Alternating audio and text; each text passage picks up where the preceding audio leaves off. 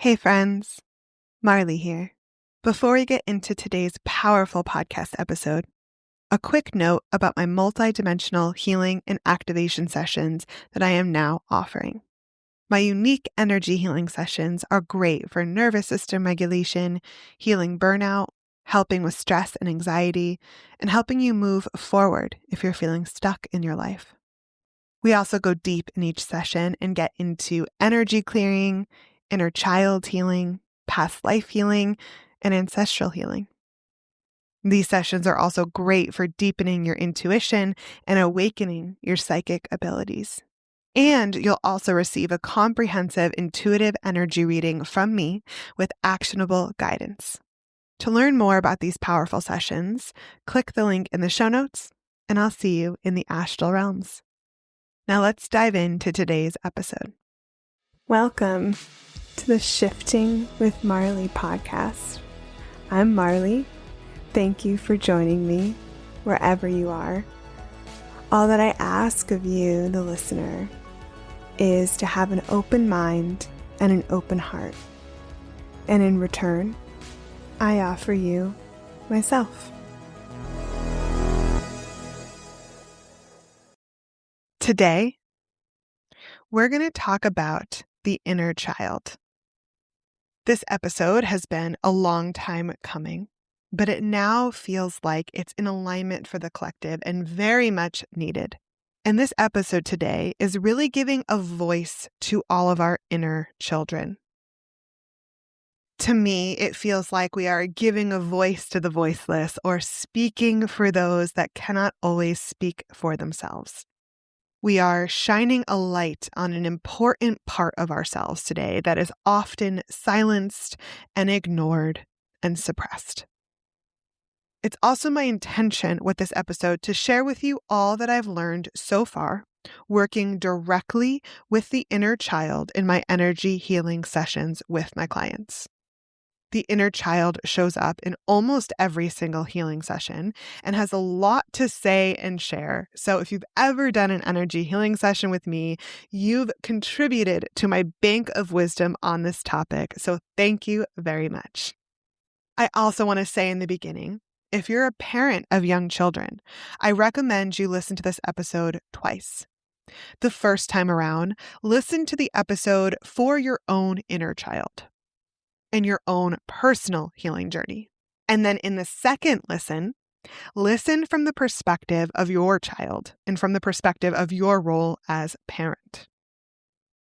Because if you're open and receptive, this episode can be immensely powerful and eye-opening for all the parents out there, the stewards of all the little souls on earth right now. So to start off, one of the biggest points that I want to bring awareness to in this episode, one of the biggest lessons I've learned through working directly with people's inner children, is that children are far more sensitive than we realize.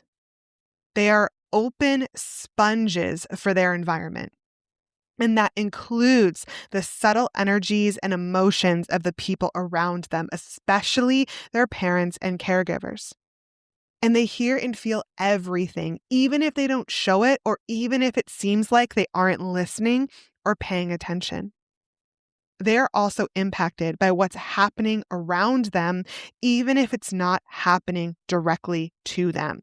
Such as, for example, if their parents are fighting in the same room as them, maybe it's not directed at them, but they are still impacted. The analogy and imagery that came through around this is to think of the home like a swimming pool. Everyone in the home is energetically swimming in the same waters of that swimming pool. So if someone is making waves, everyone is going to feel it. And the other big point I want to make is that whether we realize it or not, our inner child has a major impact on our lives in adulthood. Our inner child is in the background running the show. Oftentimes, when we are triggered in adulthood or our nervous systems go into fight or flight, it's actually our inner child that is triggered. Many adults are essentially just wounded children acting from that place of childhood wounding without being aware of it, and then seeking external validation to try to fill a void or a hole within.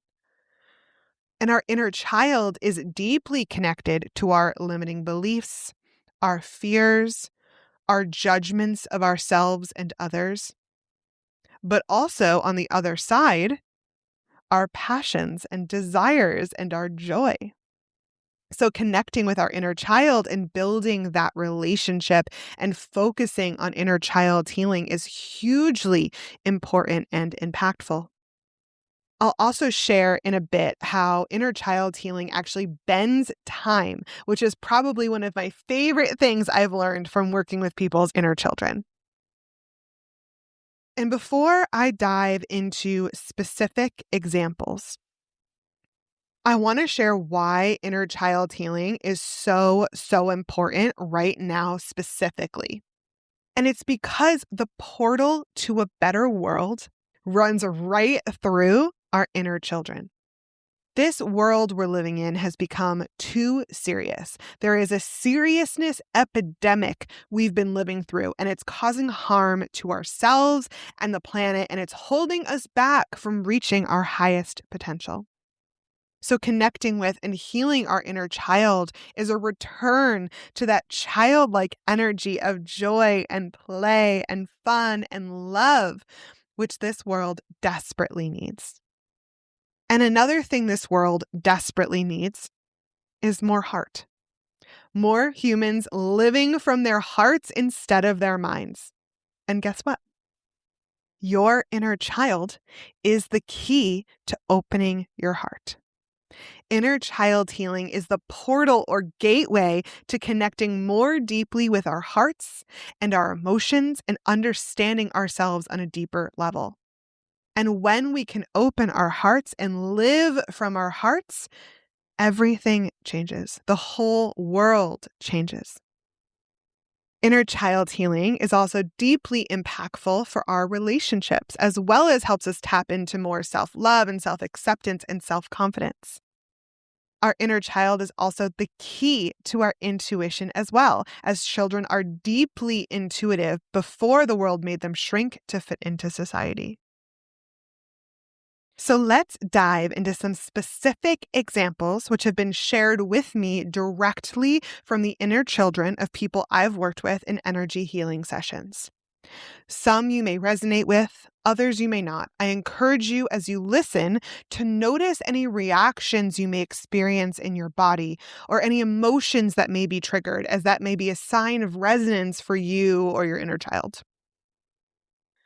So right off the bat, I often find the inner child stuck in a cage because of strict rules from their parents and family dynamics. So we're talking both the spoken and unspoken rules in a household can be very restrictive for the child and tame the natural wildness out of them and cause them to shrink and become smaller. And as a result of this cage from the strict rules, I often find the inner child is holding in a scream and full of anger and sadness that they weren't allowed to fully express growing up. I've often found the inner child stuck in emotional and traumatic loops, such as their parents fighting in front of them, almost like a TV show playing in front of them that they've been unable to escape or turn off without some help. The inner child is often holding a lot of pain and disappointment from not receiving the love and attention that they needed growing up. Similarly, the inner child may be holding pain and disappointment because they felt that they weren't truly seen or witnessed by their parents in a way that they needed. I also often find a wound of disconnection in the inner child, and that's disconnection from either the mother or father or both.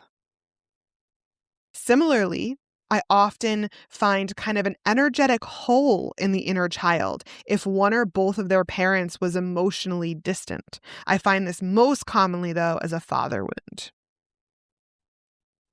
In addition, lack, scarcity, fears that our parents repeated and played out in the presence of the child gets absorbed by the inner child and then turned into limiting beliefs. I also often find wounds the inner child is holding from how they were disciplined as children. That's a big one. The inner child can also be influenced by ancestral trauma and generational trauma that has been passed down to them energetically. I often find a lot of emotions being held by the inner child, such as disappointment, resentment, and anger, especially from being unseen, unheard, and unrecognized in the way that they needed.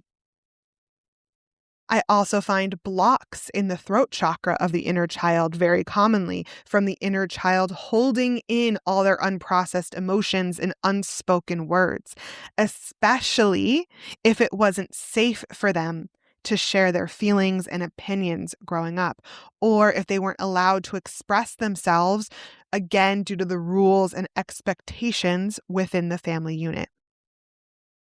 I also often find trauma the inner child is holding from dynamics with other children, such as bullying or feelings of being left out or feelings of being different, which results in them feeling small or unworthy or unloved. The inner child is also often holding limiting beliefs from things that have been said to them by authority figures, such as parents or caregivers or teachers. Just to give you an example, one of my clients had a teacher in middle school say to them, "You aren't special." And their inner child absorbed that, and it resulted in a limiting belief that my client still holds today. In addition to "I'm not special," I often find other limiting beliefs hiding in the inner child, such as "I'm not smart," or "I'm not important," or "I'm too much," or "I'm too loud," or "I'm too bossy," just to name a few. This can also be from dynamics from peers, from other children as well, not just from parents and caregivers and teachers. But all of it causes your inner child to shrink and hold themselves back and become smaller and dim their light. I also want to bring attention to conditioning your inner child takes on from the school system. And that's the school system as it was whenever you went through schooling. This conditioning from the school system runs so deep and it's very layered. And if you went to a religious school, such as Catholic school, that adds a whole other layer of conditioning as well. But in essence, what I want to bring awareness to around this topic is that the school system conditioned us to shrink down. It stamped out our uniqueness. It told us what was right and wrong. It taught us how to think and taught us and molded us to fit into this current society and the institutions and structures and systems in place today. But in doing that, it perpetuates this society and reinforces these institutions and systems we are living under, which, as we know, many of which are harmful and don't really serve people or planet. And what it did was put us in a box or even a cage, and it confined our imaginations to thinking that this is the only reality available to us, that these are the only choices available to us, that the only pathways for survival and success are what already exists within these systems. It's like a negative reinforcing feedback loop, and it keeps the cycle going and keeps these systems in place. It conditioned our minds to think that the only options available to us are go to school, get a job, have a family, work until you're in your 60s or 70s, retire, and then die. It conditioned us to believe that this was the only model of success, that the Monday through Friday 9 to 5 grind was the only option available to us, or even that that was what was safest. And then when we do all of those things and aren't finding the happiness or the joy or the fulfillment or the success or the money or the contentment that we were promised, we struggle to break free or break out because it doesn't feel safe. And we can't even imagine another way of being because of our limiting beliefs in societal conditioning, largely from these school systems. And so when my clients come to me and maybe they are entrepreneurs and they are struggling in their business, or maybe they work in the corporate world but are burnt out and feel something is off, or maybe they are struggling with their creativity and to create what's on their hearts, it's the inner child that illuminates these limiting beliefs and conditioning as the blocks holding us back from really reaching our highest potential. Similarly, holding us back from reaching our highest potential is the limiting beliefs around money that the inner child is holding. This is influenced heavily by our parents and their relationship with money and how they spoke about money around the child in their vicinity growing up. So your inner child is also holding money wounds that have been passed down through generations and from your ancestors as well. And if you maybe grew up in a lower income household where maybe you actually didn't always have enough, like enough food or enough clothes, or perhaps there was instability and inconsistency, that lack and scarcity mindset runs deep, even if that's not your situation now in the present.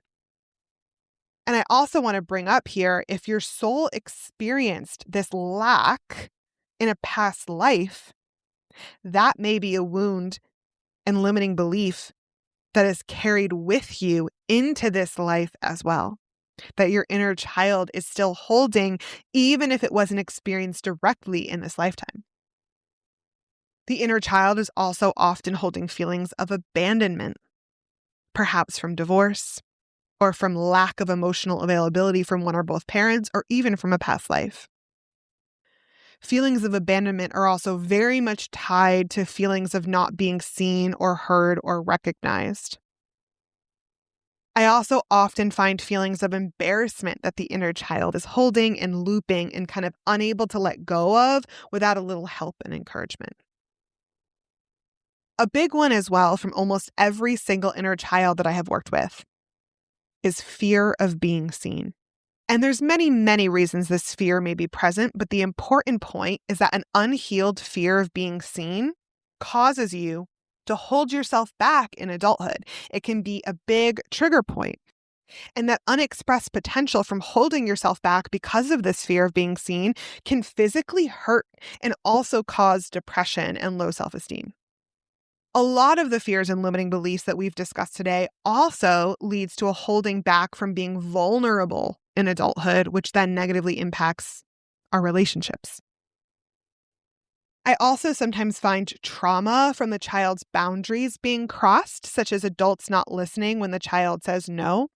And this often shows up in sessions as a discomfort with others, such as a discomfort with the masculine, which acts as a sort of limiting belief, which then also causes you as an adult to push people away. And the last example I want to bring up today is comparison with others from childhood, if unexpressed and unprocessed, leads to self-judgment and your inner child thinking they aren't good enough or pretty enough or handsome enough, for example, which then impacts your self-worth and self-love in adulthood. And the list goes on. This is not even a comprehensive list. This is just a taste. And I learn more from every single energy healing sessions that I do week to week.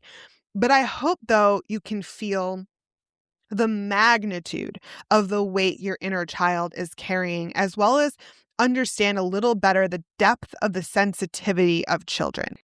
It's not easy being a child in this world. It's not easy being so sensitive, but not having the understanding or the words to express yourself or protect yourself or the tools to process all the emotions that are flowing through you. And it's important to point out as well that children are influenced heavily by the unspoken subtle energetics in their environment, even if they don't understand them or can't put words to them. And everything I shared today, all of these wounds and fears and limiting beliefs and conditioning and unprocessed emotions, it results in trauma responses and survival mechanisms that then turn into character traits and get confused for your personality. Because the child will do whatever it needs to in order to survive. So the child will bend and contort itself and shrink itself and mask itself to fit in order to survive. And this is not always a logical thing. So that looks like people pleasing, performing to keep everyone around you happy, AKA controlling your environment, closing off your heart, walling off your heart, suppressing your emotions, holding back tears, being overly responsible and controlling, never slowing down, growing up too fast, being emotionally mature from a really young age, just to name a few.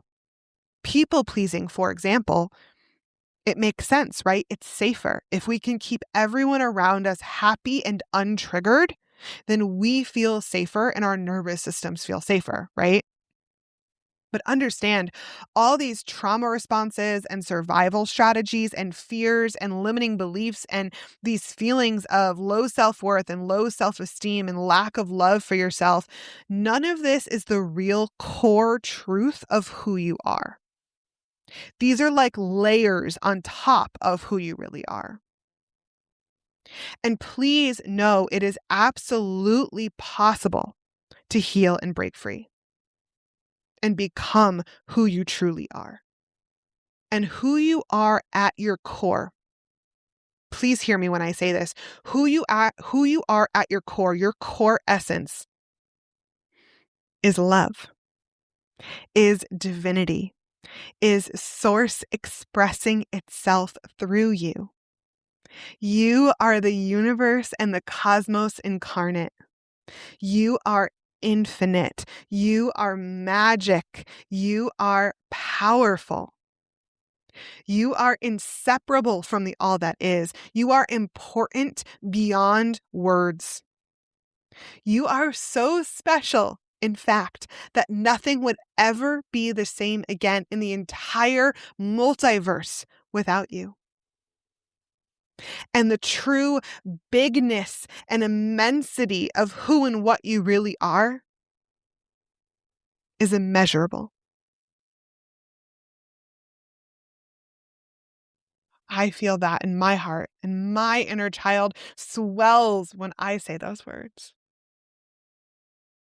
I bring awareness to all of this today because one thing I've learned is that the inner child needs to be seen and witnessed in order to let go and release some of what they're holding on to.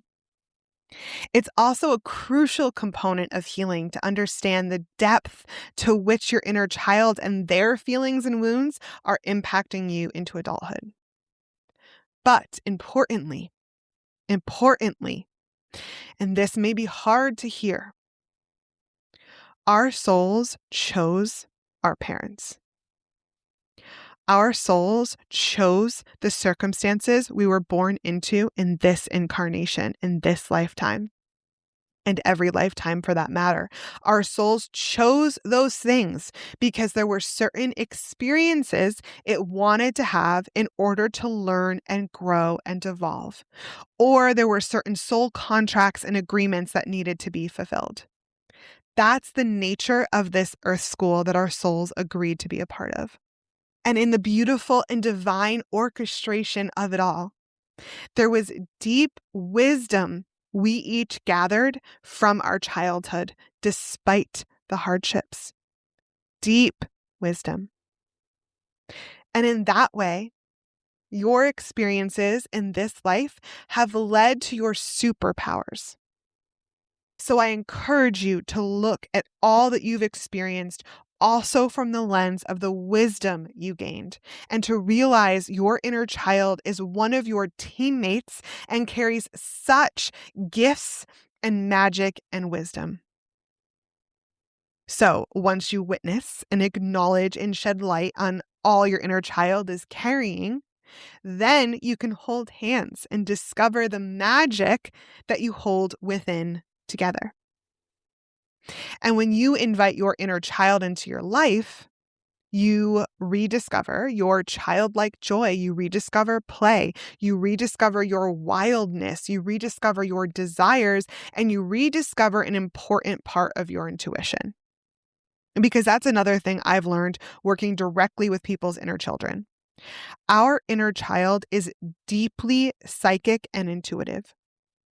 I often find their third eye and clairvoyance is super activated, but then life and conditioning causes them to close off and shrink and shut it down. So your inner child can also help you tap deeper into your intuition and psychic abilities. The inner child has also told me many times not to look at them through the lens of hierarchy. They are not beneath you. They are not less than you now as an adult, even with their wounding. And similarly, not to put them on a pedestal either. They are your teammate. They are an equal part of you. And they want to be a part of your life. They want to help you. They want to work with you to reach your highest potential. They want your love and attention. So once you work through some of the wounding they are carrying and give them what they need, they want to help you. They want to work with you to reach your highest potential. You are greater together. And guess what? Doing your inner child healing work will make you a better parent, caregiver, grandparent, aunt or uncle or teacher or just steward for the next generations. Some concrete ways I want to share to do this inner child healing work.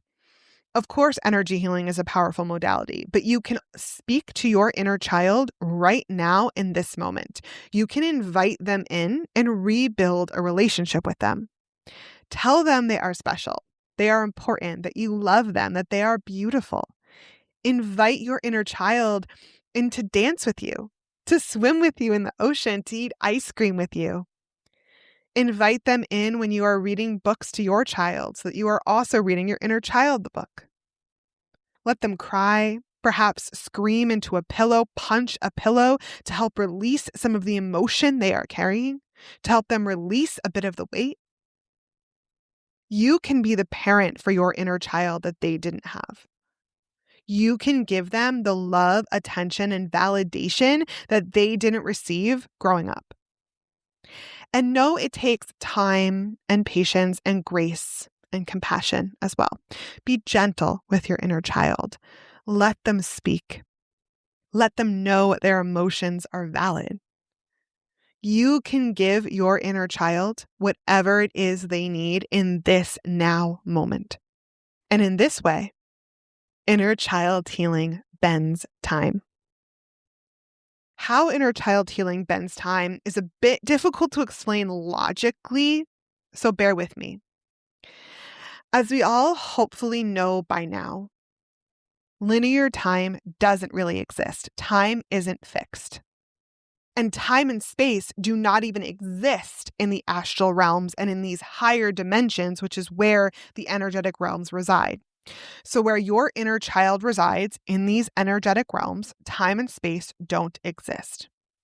That's why working in the energetic realms, such as with energy healing, we are able to access and perform past life healing, ancestral healing, generational healing. We're able to connect with different parts of ourselves through time, such as the inner child or inner teenager or inner young adult self. Or we're able to connect with our future self and future timelines. It's all available to us in the energetic realms, which you could also call the astral realms or the quantum realms or the unseen realms. And so, with that foundational knowledge, when we connect with our inner child and when we send healing energy and love to our inner child, and when we listen to them and give them whatever it is they are asking for, that healing ripples through time and space.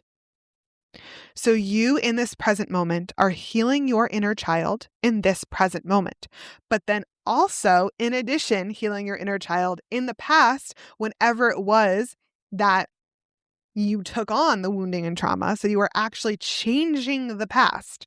And as that healing takes place, that healing also ripples back through your ancestors and through generations. And then it also creates ripples that heals your future self. And then as you in this new healed energetic state move forward in time, you are then breaking the cycle, which heals future generations. So think of it like a circle. Okay. And in that way, through inner child healing, We are bending time and creating healing through past, present, and future. This is truly powerful work, friends. And actually, quantum physics is starting to catch up with this concept, which is really, really cool. And I want to end today with a vision for a world in which every child is safe. Truly, deeply, completely, wholly safe. Where every part of them, every emotion is allowed and held in a safe environment. Where each child is supported and loved unconditionally. A world that is structured around fostering each individual child's uniqueness, gifts, and curiosities as they grow up. Where each child and their uniqueness is honored and celebrated. Where children are seen as sacred. And where their connection to nature and the earth is woven into the very fabric of society. And as that child grows up in this safe world and becomes an adult, they never lose their connection to their inner child. And so in that way, in this world, inner child healing has become obsolete. It's no longer even needed. Can you imagine it? Can you feel it? We are each part of building this future through our healing, our actions, and our choices. I'll end today with a quote from Nikki Rowe. Everything seemed possible when I looked through the eyes of a child. And every once in a while, I remember I still have the chance to be that wild.